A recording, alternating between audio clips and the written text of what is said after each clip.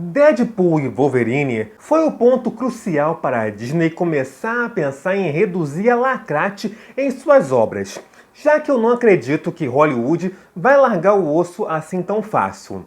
Aí veio o Divertidamente 2, que me deu esperança sobre o movimento woke está perdendo força quando foi revelado que houve uma tropa anti-lacrate para salvar a bilheteria do filme, que foi a maior do ano passado. Mas agora eu tenho certeza de que a Disney acertou o rumo com a suposta desistência do estúdio sobre fazer A Pequena Sereia 2. E neste vídeo eu vou te explicar por que isso é uma boa notícia para todo mundo. Para o público, para a Disney e até mesmo para você, Lacrola, que amou a mudança física da Ariel no live action. Então vem comigo e já clique no like e se inscreva no canal para mais vídeos sobre filmes e séries. Até 2022, o filme mais polêmico da história da Disney perante o público foi o live action da Mulan. Só que aí veio o ano seguinte que trouxe o live action de A Pequena Sereia, que pegou esse título para si. Mas calma que o filme vai perder esse posto para Branca de Neve, que vem aí neste ano por razões óbvias, que fizeram um filme que ia estrear ano passado ser adiado em um ano. Os motivos para tanta controvérsia no live action de A Pequena Sereia foram os mais variados, indo desde o príncipe encantado ser um filho adotivo da rainha até a ausência do desenvolvimento do amor verdadeiro na história, resultando na falta do casamento entre os dois na cena final do filme, que no original tem. O resultado final foi uma bilheteria de apenas 564 milhões de dólares. O pior desempenho para um live action de uma animação clássica da Disney, considerando o grande valor que A Pequena Sereia tem para a história da Disney, do cinema e da cultura pop. Mas o principal motivo para o seu fracasso, quer você queira ou não, foi a mudança de etnia da personagem principal. Ah, mas não existe sereia. Tá, se não existe sereia, por que vocês fazem tanta questão de defender o filme com esse argumento? Se sereias não existem, vocês deveriam não se importar. Afinal, elas não existem, não é mesmo? Mas vocês que falam isso são do mesmo grupinho que fala que o woke não existe para defender tudo de porcaria que vem tendo nos filmes e nas séries. Só que a gente se importa. A gente quer ver a Ariel branca e ruiva, porque é a nossa conexão visual com a personagem. E convenhamos que aquele cabelo não é vermelho nem aqui nem em Saturno. Por exemplo, fazem um filme ou uma série sobre os contos de fada. E aí, numa cena, uma sereia branca e ruiva emerge do mar. Você não conclui automaticamente que aquela é a Ariel sem ela precisar se apresentar?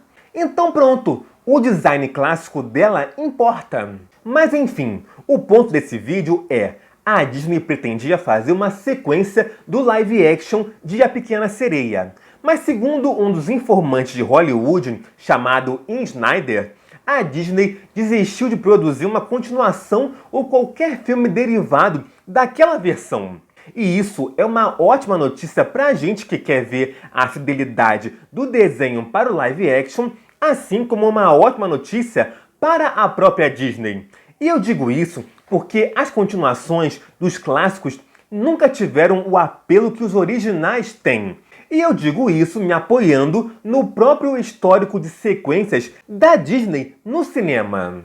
A primeira continuação que a Disney fez de um clássico dela foi 102 Dálmatas. Enquanto o primeiro conseguiu 320 milhões, o segundo conseguiu 183 milhões, pouquinho mais da metade do anterior. O segundo filme a ganhar continuação foi Alice no País das Maravilhas.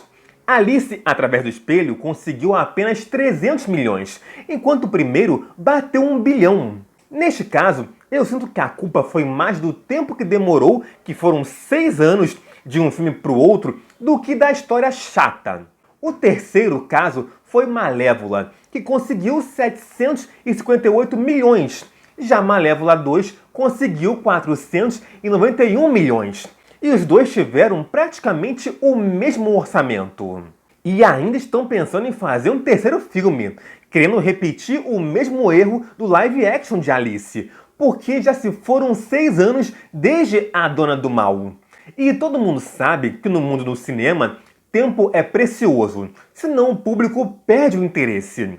E o último foi Mufasa, que não chegou nem perto de repetir o sucesso do live action de O Rei Leão, onde o primeiro fez 1,6 bilhão e o segundo fez 628 milhões. Pior que a Disney pensa em fazer um Rei Leão 2, uma ideia meio atrasada depois desse resultado pífio de Mufasa. Então, não faria sentido fazer uma sequência de A Pequena Sereia.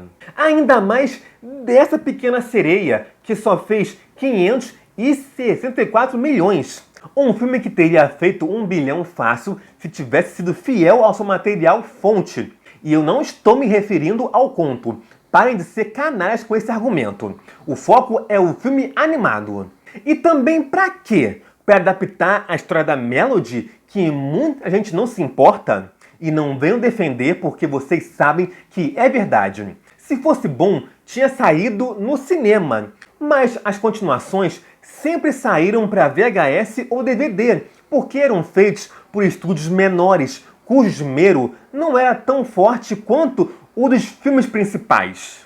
Outra coisa que vocês que defendem esse filme precisam parar também é de falar que live action foi um sucesso.